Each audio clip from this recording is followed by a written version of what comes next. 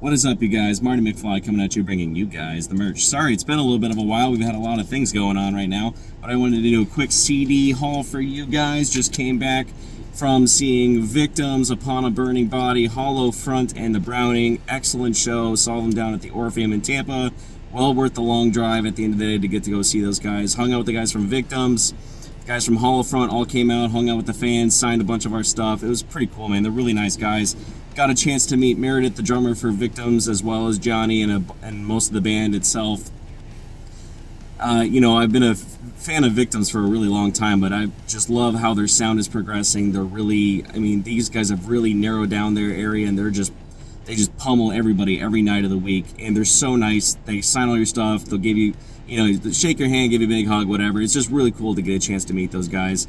Of course, Victims, originally from Illinois. You got their lead singer, Johnny. They're basically the whole reason for the band. You have the drummer, Meredith. She's awesome, super nice girl. Excellent drummer, really talented.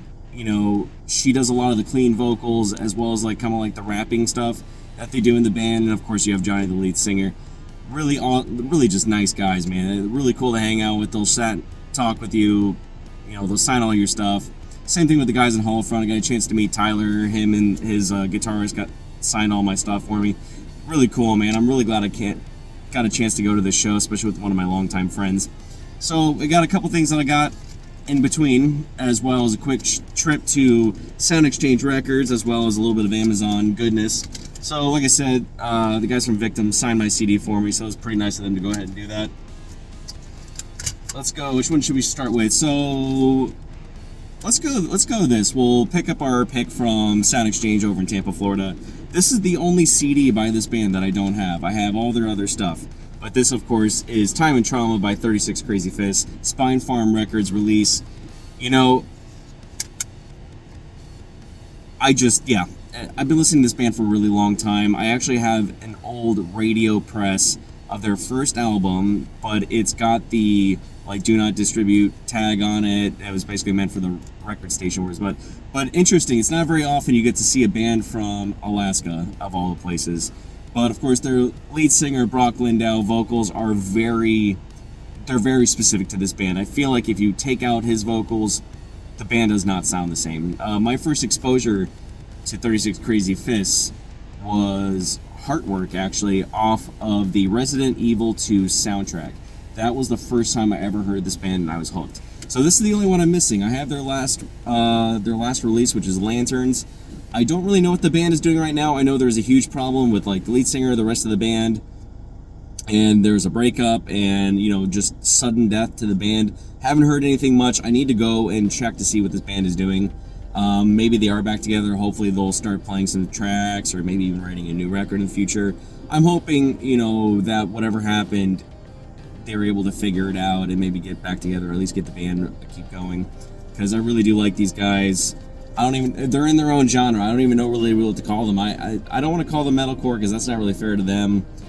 They're interesting because they have a lot of punk and hardcore roots. You got a little bit of new wave of American heavy metal in there, and then the clean vocals are very unmistakably to this band. So anyway, this is Time and Trauma, 36 Crazy Fists. Got it for super cheap. It's the only one I was missing by the band, actually. I listened to it on streaming and stuff, but I was really glad to snake a copy of this. Next one. So this was in a different find, but I love where this band has been going for the last couple of years. Ashes Lie Still, the last record that came out in 2022, really enjoyed it, but I feel like even this, I was shocked that we got a release so quickly. I've seen them live several times. The guys are so nice. They'll come out, shake your hand, they'll sign all your stuff, they'll take pictures with you. They're really, really nice guys. The self-proclaimed kings of British deathcore, death metal. This is the newest from Ingested, which of course is The Tide of Death and Fractured Dreams. Really long title, but I really like the approach they took to this album. They really did more than just death metal and deathcore. They really took this album to the next level. This, of course, is Metal Blade Records. Came out this year. Just came out a couple weeks ago. I've really, really enjoyed what this band has done with this album. I like the last two records. Well, actually, I pretty much like all their records. I've seen them live several times, like I said. Very talented group of guys. Small stage set. Not a lot of band members.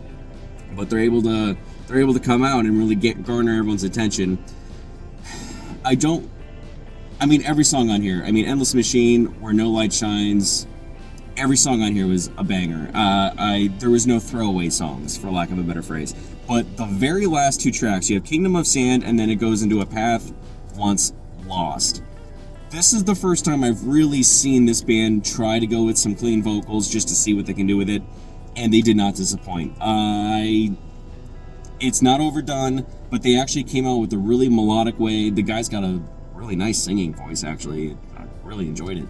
So, very talented guys, man. The guy can sing, and he sounds fantastic. So I really like them. I like the approach with the clean vocals. I enjoyed it. Kind of, not to be mistaken with what Phil, oh God, words are hard today, sorry.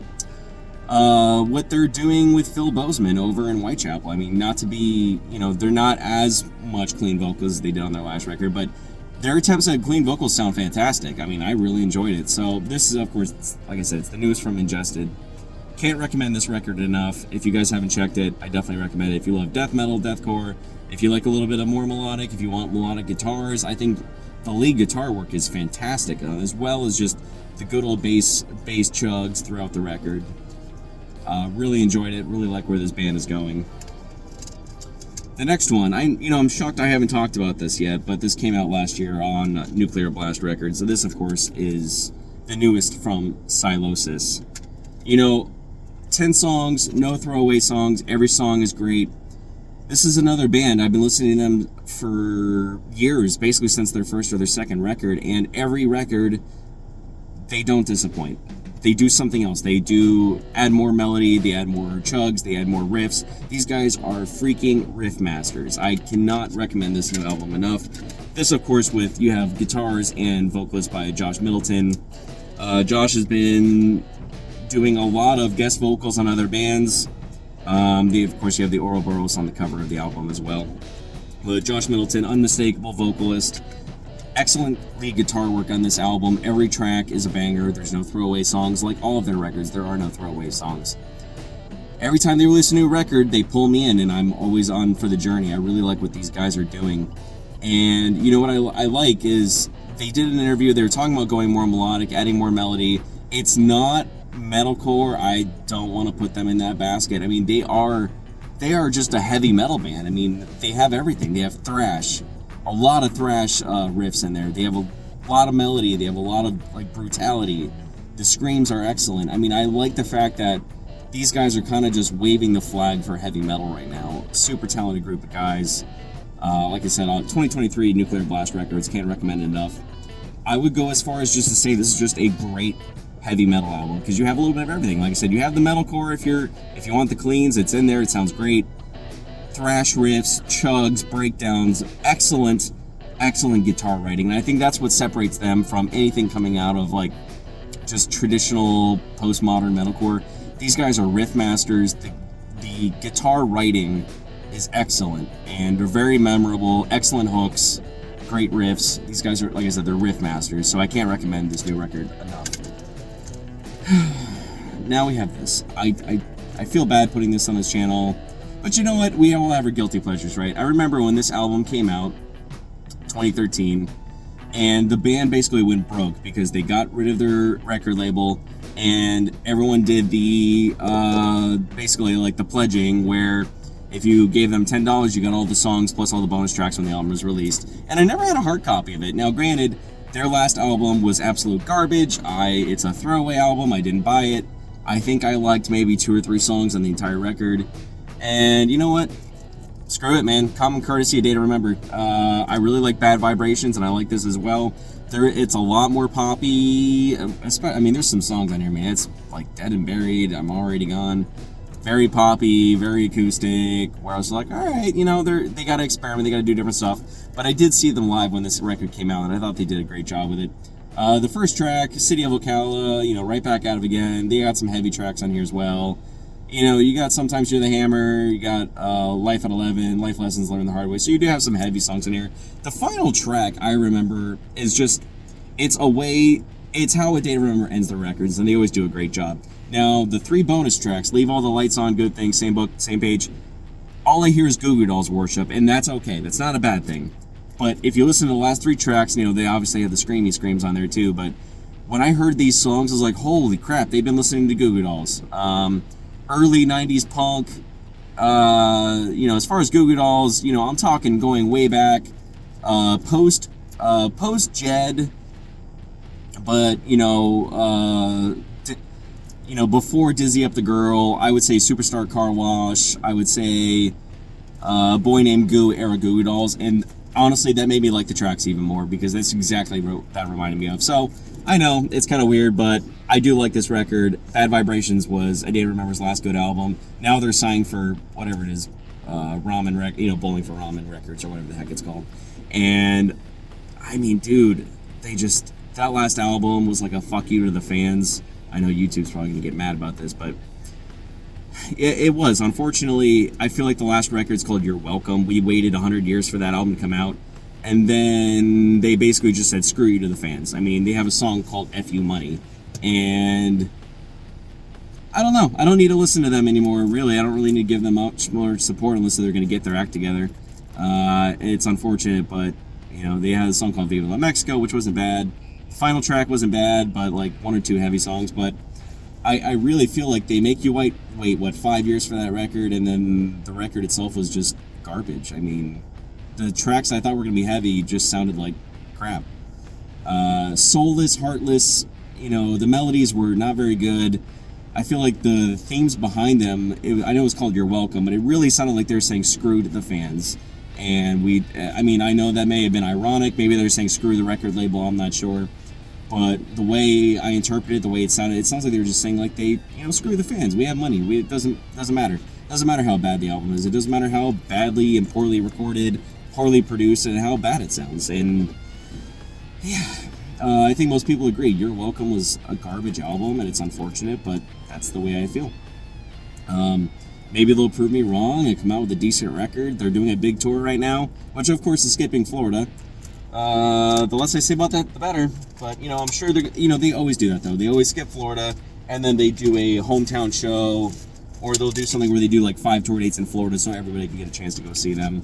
I'm sure that's coming. You know, it's just I really did not like the approach to You're Welcome. Every band has that era where the OG fans really just, like, they don't enjoy it. Every band has done it. Of Mice and Men did it. Of Mice and Men's last album is trash. Did not like that at all. It just sounds like, you know what, we're tired. We don't really want to make a good album. We are on Sharp Tone now.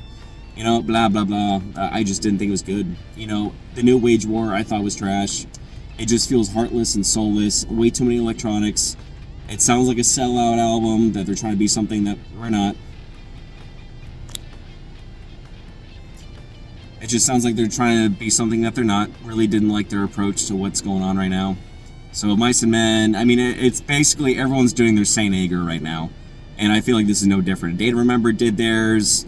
Mice and Men's doing theirs. I mean, Mice and Men's done it twice. Cold World was not a great album either. There was a couple really good songs, but most of the album was them just trying to be Linkin Park. And then whatever they're doing right now with, I mean, good grief. Asking Alexandria died 100 years ago, if you ask me, but that's besides the point. Now, as far as a band that's not dead, and a band that I really, really enjoy everything they've done. Now, granted, their last record, super electronic, but well written, very emotional. The tones of the album are really somber, and, you know, they really put you in a different place. But this is one of those bands that's been able to write hard, chunky riffs, but as well as really sad guitar leads and really emotional songs. Certainly a band that got me through a lot of stuff, especially through residency and a lot of things that were going on. This is Loose Threads by Hollow Front. Of course, Tyler and the guys all signed my record for me, which I'm really appreciative of this. So this came out, this was on UNFD, but this actually came out quite a few years ago. Did this come out 2020? Yeah. So 2020, of course, not, you know, going into the album in the middle of that, and then their newest album that came out last year. But UNFD, this is Hollow Front's Loose Threads. Probably their heaviest record out of all of them, maybe including their first CD. But heavy, beautiful, all at the same time. Notable songs, everything on here is good. If I were to name a few, I would say Vagabond, Left Behind, Falling Apart, Panic, and Serendipity. A very emotional closer song. beautiful, hard, angry, sad, everything all at the same time. It really is an emotional roller coaster. You could really feel what the band was going through, or what the members were going through when they were writing this. So I can't recommend these guys enough. Hollow Front, their lead singer did a couple videos with other bands. He did guest vocalist for a band called Amora, which is from the same town as where these guys are from. Tyler actually said he grew up in Tampa, so that's pretty cool. But the band itself, you know, they're from Michigan, and then they're good buddies, the guys in Amora, AMOURA. Definitely check those guys out as well. Just same good old, I don't want to call it metalcore because it's not, I mean, it is and it's not, because these guys offer so much more. This is another band where they're riff masters, really melodic, clean guitars. Not a lot of clean vocals, but the clean vocals are beautiful and they're well made, well written. This could be another thing where we have like this revival of American heavy metal, and that's what these guys make me think of. And then the side bonus is you get some really nasty, chunky riffs and some great breakdowns and some really good clean vocals. So this, of course, Hollow Front, Loose Threads, can't recommend it enough. This is just a quick little breakdown for you guys. Got some more videos coming up for you. My trip to Ireland, we went to Tiger Records just a couple days ago after a wedding. Got a whole bunch of new stuff coming up for you. And then I'm going to start doing some new segments. Hopefully I can get that through you guys. And of course, I have a massive unboxing, which I'm going to be posting later on this week. Can't wait for you guys to watch that with me. Hope you guys are doing okay out there. And cheers.